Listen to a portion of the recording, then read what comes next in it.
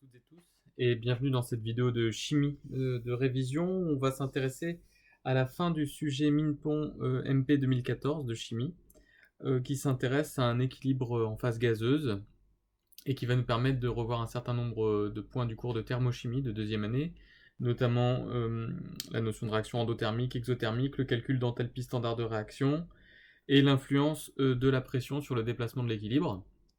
Donc c'est ce qu'on va faire dans ce sujet, donc prenez connaissance du sujet, essayez de le traiter, puis on va dérouler le corrigé. J'ai remis ici sur cette première page le contexte du sujet avec l'équilibre que l'on étudie, et ainsi que les valeurs de taux de conversion de dioxyde de soufre en trioxyde de soufre en fonction de la température. Donc voilà, c'est ce qui était donné dans l'énoncé. Et on va traiter les questions 19 à 22. C'est parti. Donc dans la première question, on nous demande si la réaction ici redonnée d'oxydation du dioxyde de soufre en trioxyde de soufre est endothermique ou exothermique. Alors pour calculer, pour répondre à cette question, en fait il faut calculer en général l'enthalpie standard de réaction, delta RH0, et on sait que par définition, si delta RH0 est négatif, ça va correspondre à de transfert thermique qui va sortir du système chimique, et dans ce cas-là, on aura une réaction exothermique, alors que si delta RH0 est positif, là le système va recevoir de la chaleur, donc je dessine le sens réel du transfert thermique ici, et donc on a une réaction endothermique. Donc il faut connaître le signe de delta RH0. Alors c'est vrai que dans beaucoup de sujets, delta RH0, on arrive à le calculer avec la loi de Hess, en disant que c'est la somme sur I des NUI enthalpie de formation standard des espèces I, et souvent c'est donné à la fin de l'énoncé, mais en l'occurrence ici ce n'est pas le cas, donc il faut trouver une autre manière que la loi de Hess pour calculer delta RH0. Alors, la seule information dont nous disposons, c'est le taux de conversion. Le taux de conversion du dioxyde de soufre en trioxyde de soufre. Alors, qu'est-ce que c'est que le taux de conversion ? Eh bien, c'est la quantité de SO3 formée au regard de la quantité de SO2 mis initialement. Si par exemple on a un taux de conversion de 100%, ça veut dire qu'à la fin il n'y a plus de SO2 initial puisque tout a été transformé en SO3, hein, dans le cas où O2 serait en excès. Donc, on connaît ça, le taux de conversion, et on le connaît à deux températures, et on voit que quand la température diminue de 926 Kelvin à 823 Kelvin, le taux de conversion augmente. Autrement dit, si on revient sur cet équilibre ici, entre SO2 et SO3, si j'augmente la température ici, je déplace l'équilibre vers la gauche, puisque je forme moins de SO3 quand la température est plus élevée. Une autre manière de le dire encore, c'est que la constante d'équilibre K0 décroît si T augmente. Puisque plus la température augmente, moins je forme de produits. Et donc, ça me fait penser à la loi de Van 't Hoff, D de ln de K0 sur dt égale delta RH0 sur RT carré. Le fait de savoir ça, comme j'ai l'information ici sur K0 qui diminue si la température augmente, j'en déduis que d de ln de K0 sur dt, c'est une grandeur négative, et donc que delta RH0 sur RT carré, c'est négatif, et donc que delta RH0 est négatif, et ça justifie le caractère exothermique de la réaction que nous étudions, et voilà comment on le démontre ici à partir du taux de conversion. Alors dans la suite, on nous demande justement d'exprimer la constante d'équilibre en fonction du taux de conversion. Alors, on sait que la constante d'équilibre K0, par propriété du cours, c'est égal au quotient de réaction à l'équilibre. Et le quotient de réaction, on sait que ça va être l'activité de SO3, donc l'activité des produits à la puissance de leur coefficient stoichiométrique, donc au carré, sur l'activité des réactifs, donc SO2 au carré, fois l'activité de O2. Tout ça à l'équilibre. Alors, ici, les espèces sont toutes à l'état gazeux, et on rappelle que l'activité d'un gaz, c'est la pression partielle de ce gaz au sein du mélange sur la pression standard P0, et comme ici tous les gaz sont considérés comme des gaz parfaits, la pression partielle du gaz, c'est aussi la fraction molaire du gaz dans le mélange, fois la pression totale, P. La fraction molaire de gaz, c'est la quantité de gaz sur la quantité du gaz qu'on considère, sur la quantité totale de gaz dans le mélange, donc ce que j'écris N total gaz, qu'on écrira NTG juste après.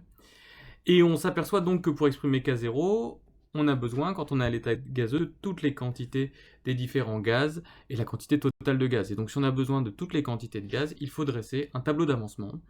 Et donc au cours de la réaction, c'est ce qu'on va faire. Donc je remonte juste un tout petit peu. On va mettre les différentes espèces en présence. Donc SO2, NO2, NSO3. Et quand on est à l'état gazeux, on rajoute toujours la colonne N total gaz qui nous permettra d'oublier de l'éviter et de faire en fonction. Alors, on sait que les réactifs sont introduits dans les proportions stoichiométriques. Je rappelle la réaction 2SO2 plus O2 donne 2SO3. Donc initialement, on suppose qu'il n'y a pas de SO3. Du SO2, il va y en avoir 2 fois plus que du O2. Donc je vais appeler NO la quantité initiale de NO2, puis donc ici 2NO, la quantité initiale de SO2 pour être dans les conditions stoichiométriques. On sait que par remplissage du tableau d'avancement, ici on aura 2 xi de SO3 à l'état final. Xi c'est l'avancement final de la réaction. O2, on en aura la quantité initiale moins xi. Et SO2, on en aura la quantité initiale moins 2 xi. Donc je peux factoriser en disant que c'est 2 facteurs de N0 moins xi. La quantité totale de gaz initialement c'était 3N0. Et ici ce sera 3N0 plus 2 xi moins 3 xi. Oui c'est ça. Donc 3N0 moins xi a priori. Puisque j'ajoute tous les termes, ces 3 termes-ci. Alors, sauf que xi, à l'état final, nous ne le connaissons pas. Nous connaissons le taux de conversion, la quantité de SO3 formée, c'est-à-dire la quantité de SO3 formée ici, en fait, c'est 2 xi. Donc, je peux écrire que ρ, or, ρ, ça va être 2 xi, sur la quantité de SO2 initiale, et bien sûr, 2N0. La quantité de SO2 initiale, c'est ce qu'on a ici. Donc, xi, c'est ni plus ni moins que N0 fois ρ. Donc je vais pouvoir ici dire que 2N0 moins xi, c'est 2N0 facteur de 1 moins ρ. Ici, N0 moins xi, c'est N0 facteur de 1 moins ρ. Et ici, 2 xi, c'est 2N0 ρ. Et 3N0 moins xi, c'est finalement N0 facteur de 3 moins ρ. Donc je vais exprimer toutes mes quantités de gaz à l'état final, à l'équilibre, en fonction de ρ. Et maintenant, je vais appliquer la formule du quotient de réaction pour trouver la constante d'équilibre. Donc K0 égale le quotient de réaction à l'équilibre, c'est-à-dire l'activité de SO2, c'est-à-dire la pression partielle de SO2 sur P0 au carré, fois la pression partielle, pardon, ça c'est au dénominateur, puisque ce sont les réactifs. Donc ici on va mettre la pression partielle de SO3 au carré sur P0 au carré. Ici on met la pression partielle de SO2 sur P0 au carré. Et ici on met la pression partielle de O2 sur P0 carré. Alors, il n'y a pas de carré. On va simplifier par les pressions standards. Donc il y a P0 qui va apparaître au numérateur. J'ai aussi la pression totale qui va apparaître puisque je vais remplacer P de chaque gaz par X gaz, sa fraction molaire, fois la pression totale. Donc ça va faire apparaître P ici. Et donc il va rester X SO3 au carré sur X SO2 au carré X O2. Alors tout ça, bien entendu, comme c'est le quotient de réaction à l'équilibre, c'est évalué à l'état d'équilibre, c'est-à-dire au niveau de la deuxième ligne du tableau d'avancement. Et bien justement, on va pouvoir utiliser cette deuxième ligne pour calculer les fractions molaires, puisque on va avoir P0 sur P. Chaque fraction de gaz, je vais remplacer par sa quantité de gaz à l'état final sur la quantité totale de gaz à l'état final qui vaut N0 facteur de 3 moins ρ. Donc, je vais aussi avoir ici N total gaz final fois NSO3 au carré sur NSO2 au carré NO2. Et donc maintenant, on va pouvoir, tout ça évaluer l'équilibre, on va pouvoir simplifier P0 sur P fois N0 facteur de 3 moins ρ fois la quantité de SO3 finale, elle est ici, c'est 2n0 ρ. Donc on va avoir 4n0 carré ρ carré sur la quantité de SO2 au carré, ça va faire 4n0 carré facteur de 1 moins ρ au carré. Et enfin la quantité de O2, n0 facteur de 1 moins ρ. Et enfin on va obtenir le résultat attendu avec toutes les simplifications qui vont s'opérer. Donc déjà P et P0 valent tous les deux 1 bar d'après l'énoncé. Enfin P0 c'est 1 bar, pression standard, et la pression du mélange valait 1 bar, donc ça se simplifie. On a n0 carré, n0 carré, n0 qui se simplifie. Le 4 se simplifie. Et il semblerait donc que le résultat final soit K0 égale ρ carré facteur de 3 moins ρ sur 1 moins ρ à la puissance 3. Voici l'évolution de la constante d'équilibre en fonction du taux de conversion. Donc voilà pour cette question. Donc après cette question qui était un petit peu technique, hein, quand il faut exprimer des constantes d'équilibre et des quotients de réaction à l'équilibre ou à l'état gazeux, il faut toujours être très vigilant entre les pressions standards. On peut vite faire des petites erreurs, donc il faut vraiment détailler comme on l'a fait pour être sûr de ne pas se tromper. Et donc on a donc maintenant l'expression de K0 en fonction de ρ.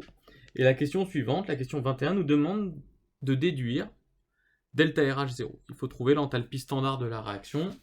À partir des données que nous avons, les seules données que nous avons, c'est les valeurs de ρ pour deux températures. Donc si on a les valeurs de ρ pour deux températures, on a donc les valeurs de K0 pour deux températures, puisque l'expression de K0 en fonction de ρ, nous venons de l'avoir. Et si on connaît les valeurs de K0 pour plusieurs températures, on va pouvoir calculer delta RH0 à l'aide, encore une fois, de la loi de Hess. D de ln de K0 sur dt équivaut delta RH0 sur RT carré. Alors on va se placer dans l'approximation d'Ellingham, c'est-à-dire qu'on va supposer que delta RH0 ne dépend pas de la température. D'ailleurs, l'énoncé dit calculer l'enthalpie standard de réaction sans préciser de température, donc ça veut bien dire qu'on se situe dans cette hypothèse-là. Donc on va procéder à une séparation des variables. On va dire que d de ln de K0 c'est égal à delta RH0 sur R fois dt sur T carré. Donc ce terme-là étant une constante par rapport à la température, eh bien on va intégrer ici, à droite et à gauche, entre la température T1 qui vaut 926 Kelvin et la température T2 qui vaut 823 Kelvin. On fait la même chose à gauche et à droite, donc là on a sorti la constante de l'intégrale. Le membre de gauche s'intègre comme ln de K0 à la température T2 moins ln de K0 à la température T1, c'est-à-dire ln de K0 de T2 sur K0 de T1. Et le membre de droite, eh bien, le delta RH0 sur R qui reste. 1 sur T carré, ça s'intègre en moins 1 sur T. Et donc ça va faire moins 1 sur T entre T1 et T2, c'est-à-dire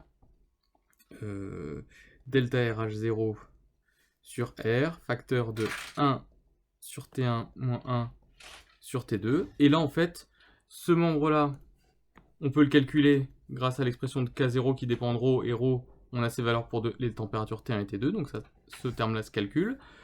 Ce terme-là se calcule, R c'est 8,31 joules par Kelvin par mol. La seule inconnue qui reste, c'est delta RH0.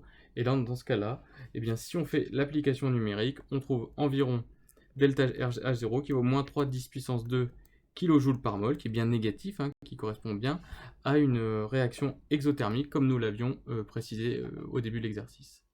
Alors, il nous reste une dernière question qui est plus ou moins indépendante des questions précédentes, où on nous demande l'influence d'une variation de pression sur le déplacement de l'équilibre à température constante. Alors on sait que les deux paramètres importants à étudier quand on veut savoir dans quel sens va se dérouler une réaction, c'est K0 et Q. On sait par ailleurs que K0 ne dépend que de la température, et que son sens de variation avec la température dépend du signe de delta RH0 par la loi de Van 't Hoff. Et on sait que Q, eh bien lui dépend, on peut l'exprimer en fonction des activités des espèces chimiques, et en l'occurrence, on l'a fait dans la question précédente, il dépend de la pression et des fractions molaires des différentes espèces, donc indirectement il dépend aussi de la quantité totale de gaz. Donc voilà ce que nous avons démontré. Et donc ce qu'on va faire quand on s'intéresse à des déplacements d'équilibre, la méthode c'est toujours la même, c'est 1, on va partir d'une situation d'équilibre. Donc on part d'une situation d'équilibre initiale, à une certaine température, à une certaine pression.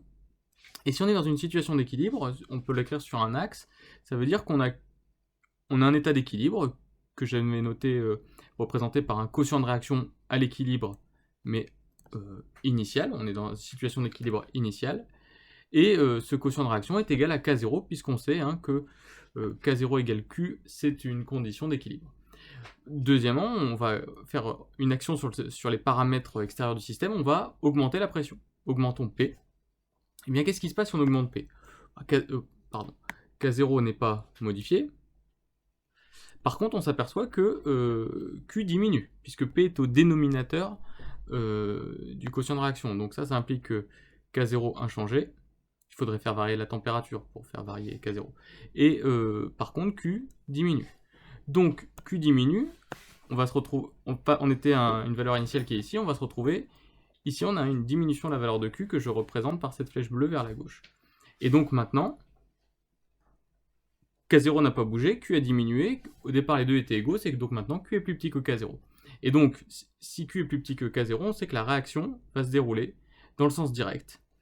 Et donc, on voit tout de suite que l'augmentation de la pression conduit à une réaction dans le sens direct, autrement dit, conduit à former, à déplacer l'équilibre vers la droite et à former du SO3. Donc, quelle est l'influence sur la position de l'équilibre d'une augmentation de pression? Eh bien, une augmentation de pression déplace l'équilibre dans le sens direct pour former davantage de produits. Alors, juste avant de terminer, j'insiste sur la rédaction dans cette question. C'est vraiment, il faut le faire proprement, c'est-à-dire on part d'un équilibre initial, Q égale K0, on fait varier un paramètre, on regarde qui se déplace et comment entre K0 et Q, on déduit la nouvelle inégalité entre Q et K0 et on en déduit le sens de déplacement de l'équilibre. C'est vraiment comme ça qu'il faut le rédiger. Des fois on voit des rédactions un petit peu rapides sur ce genre de questions et on peut vite perdre des points, donc vraiment faites cet effort et donc vous pourrez avoir la totalité des points.